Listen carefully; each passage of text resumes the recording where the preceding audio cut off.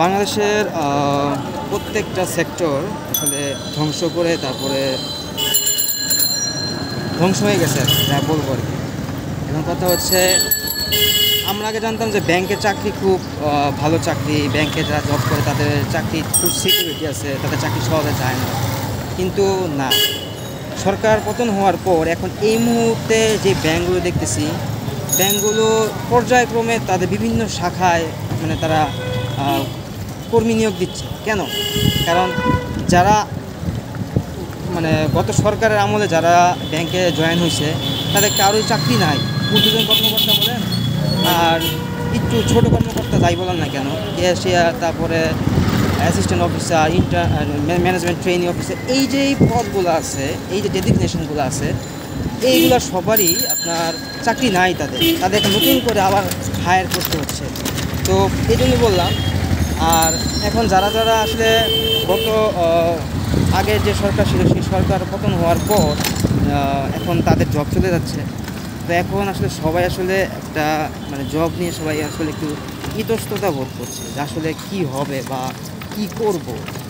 সেক্ষেত্রে আমার কাছে একটা আইডিয়া আছে, বিজনেস।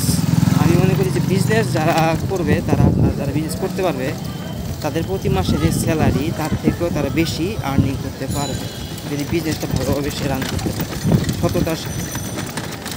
তো এটা ভিডিওটা মেক করা কেন, সরকার পতনের আগের আমার একজন ফ্রেন্ড, সে পূবালী ব্যাংকে তার জব হচ্ছিল, তো তার জবটা চলে গেছে। তারপরে ইস্টার্ন ব্যাংক, প্রাইম ব্যাংক, আর হচ্ছে মধুমতি নাকি একটা ব্যাংক আছে, এই ব্যাংকে আমার বেশ কিছু ফ্রেন্ডের জব হয়েছে। জব নাই তারা এখন জব হয়ে গেছে। কালকে আড্ডায় যখন আমরা দিচ্ছিলাম তখন বললো যে বন্ধু জবটা চলে গেছে। বললাম কেন? ইন্টারনাল কিছু ইস্যু আমাদের জানালো যে এই ঘটনা, হ্যাঁ এদিক দিয়ে জানো, এই ঘটনা এই কারণে চলে গেছে। তা আমার কাছে মনে হচ্ছে ব্যাংকের জবটাও না এখন মানে সিচুয়েশন নাই। ইন্স্যুরেন্স কোম্পানিতে একটা ফ্রেন্ড ঢুকছে, স্যালারি মাত্র 15,000। তা আপনি বলেন এই বর্তমান বাজার ধরে 15,000 টাকা কোনো স্যালারি, এটা কোনো স্যালারি?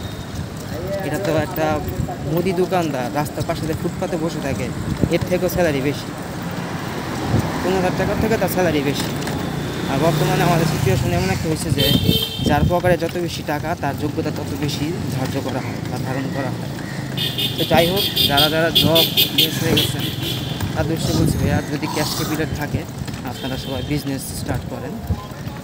একটা সময় দেখবেন 6 মান্থ আর 8 মান্থ পর দেখবেন ভালো একটা ফিডব্যাক আসা শুরু হয়েছে, তখন আপনি বুঝবেন যে না, আপনি যে জব করতেন এই জবের থেকে বিজনেসের মধ্যে আল্লাহ তাআলা রহমত বেশি দিয়ে দিয়েছে, যদি সেটা আপনি সততার সাথে করতে পারেন। এই হলো কথা। তো আজকে ভিডিওটা বেশি লং করতেছি না, ভিডিওটা অলমোস্ট 3 মিনিটের বেশি হয়ে গেছে। যারা যারা আমার এই ব্লগটা দেখতেছেন আপনাদের সবাইকে সবাই আমার ইউটিউব চ্যানেলটা সবাই সাবস্ক্রাইব করে দেবেন। সবাই ভালো থাকবেন এবং সুস্থ থাকবেন। আল্লাহ হাফেজ, আসসালামু আলাইকুম।